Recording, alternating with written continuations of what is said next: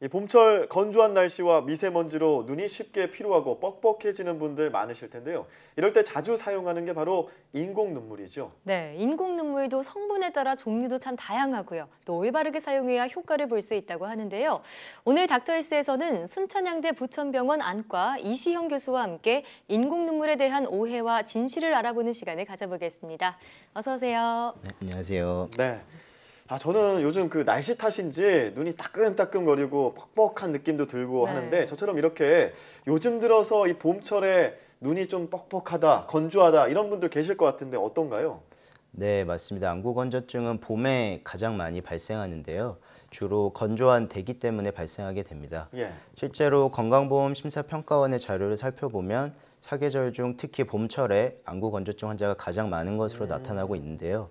특히 최근에는 미세먼지, 황사 등으로 대기의 질이 좋지 않아서 이 또한 안구 건조증 증상을 악화시킬 수가 있습니다. 예. 네. 그리고 봄철에 또 많이 발생하는 알레르기 결막염에 의해서도 2차적으로 안구 건조증 증상이 심해질 수가 있습니다. 네, 예. 그러니까 뭐 봄이면 뭐 많은 분들이 눈이 건조함을 좀 느끼시겠지만 이 눈이 건조한 이유도 사람마다 조금씩 다를 텐데요. 이게 혹시 눈의 구조와도 관련이 있나요? 네, 눈물은 이제 크게 세 개의 층으로 구성되어 있는데요. 가장 바깥층부터 지방층, 수성층, 그리고 점액층으로 이루어져 있습니다. 그래서 네. 이게 눈의 표면인 각막을 덮어주고 있는데요. 지방층은 눈꺼풀에 존재하는 마이봄샘에서, 수성층은 눈물샘에서, 그리고 점액층은 결막에 존재하는 술잔 세포에서 분비가 됩니다. 그래서 이러한 눈물층 중 하나에 문제가 생기면 안구 건조증이 발생하게 됩니다. 예. 네. 특히 지방층이 부족한 경우는 증발성 안구 건조증이 발생하게 되고 수성층이 부족하면 수성 눈물층 부족성 안구 건조증이 발생하게 됩니다. 네. 또한 점액층이 부족한 경우에는 눈물층이 안구 표면에 잘 달라붙지 않아서 이 또한 안구 건조증을 유발할 수가 있습니다. 따라서 각각의 원인에 따른 적절한 치료가 이루어져야 합니다. 그럼 말씀해주신 그런 원인에 따라서 인공 눈물도 참 종류가 다양한데 달리 쓰는 게 좋겠군요. 네, 맞습니다. 눈이 건조한 원인에 따라서 성분이 다른 인공 눈물을 쓰시는 게 효과적인데요. 먼저 수성층이 부족한 안구 건조증에서는 히알루론산 및 카르복시 메틸셀룰로스 성분의 인공 눈물을 쓰시는 게 도움이 됩니다.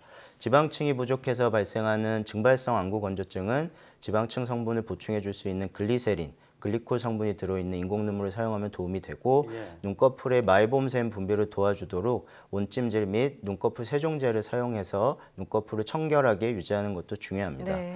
그리고 마지막으로는 점액층이 부족해서 발생하는 안구 건조증은 점액 성분 분비를 촉진시켜주는 디카포솔 나트륨 성분의 안약을 점안하는 게 도움이 될 수가 있겠습니다.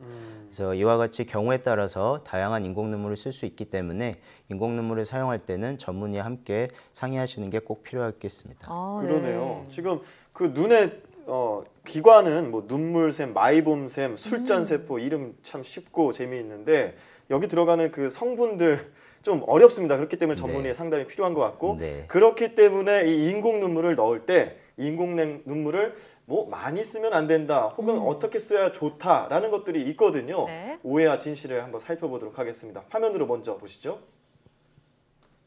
네, 인공 눈물 사용 시 유의점. 너무 많이 쓰면 오히려 독이다.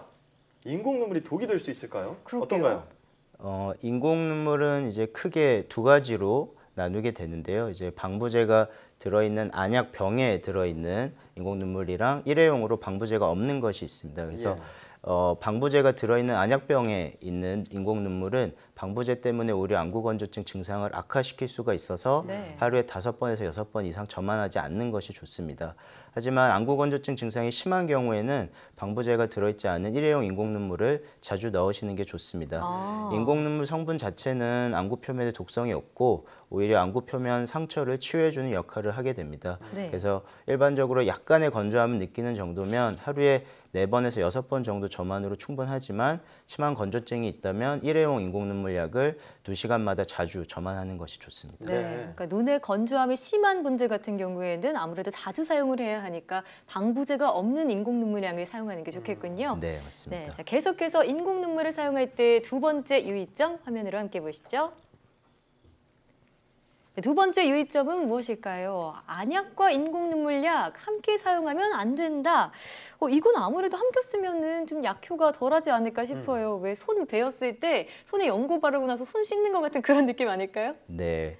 일반적으로 저희가 인공 눈물을 사용할 때 대부분의 경우는 다른 안약과 사용하는 경우가 많은데요. 말씀하신 대로 이제 인공 눈물과 치료 목적의 다른 안약을 같이 점안하게 되면은 그 치료 목적으로 쓰는 안약의 농도가 낮아져서 치료 효과가 떨어질 수가 있습니다. 그래서 이는 인공 눈물뿐 아니라 모든 안약이 해당이 되는데요.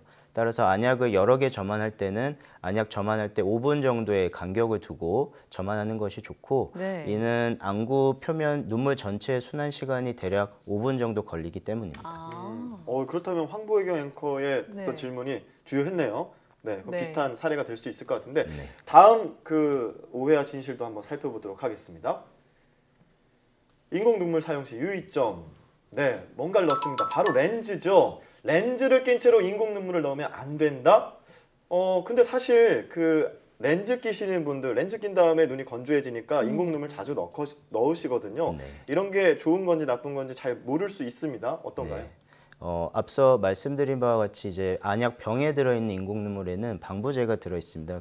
그래서 그 중에 이제 염화 벤잘코늄이라는 성분은 렌즈를 낀 채로 점안하게 되면 렌즈 표면에 흡착이 될 수가 있습니다. 그래서 안약 병에 들어있는 인공 눈물은 렌즈 착용 시에는 점안하지 않는 게 좋고요. 네. 그리고 그 외에 이제 방부제가 없는 일회용 인공 눈물을 사용을 하는 것이 더 좋겠습니다. 네, 예. 마찬가지로 심한 건조한 눈이나 아니면 콘택트 렌즈 사용하시는 분들은 일회용 그런 인공 눈물 약 사용하시는 게 좋겠군요. 네, 예. 맞습니다. 네, 그리고 또 요즘 미세먼지로 인한 불편함 이만저만이 아닙니다. 사실 마스크로는 좀 공기를 차단할 수 있지만 눈은 그대로 노출이 되잖아요. 맞아요. 네. 이럴 때도 미세먼지에 좀 인공 눈물을 사용하는 게 도움이 되나요? 네, 미세먼지 황사가 있을 때는 이제 대기질이 안 좋은 요즘에는 눈 관리를 잘 하시는 게 매우 중요한데요. 이제 야외 외출 후에 인공 눈물을 한 번씩 점안해 주는 것이 안구 표면에 있는 이물질들을 씻어내 줄 수 있고 특히 이물감이 있으면은 더욱 자주 점안해 주는 것이 좋습니다. 네. 그렇군요. 또한 결막염 등 기타 안과 질환들이 발생할 수 있으므로 통증 및 충혈이 있으면은 안과 진료를 반드시 보는 것이 좋습니다. 네. 그 외에도 이제 바람 부는 날에는 눈을 보호하는 목적으로 외출 시 선글라스나 아니면 그와 비슷한 보안경을 착용하는 것이 도움이 되겠고요.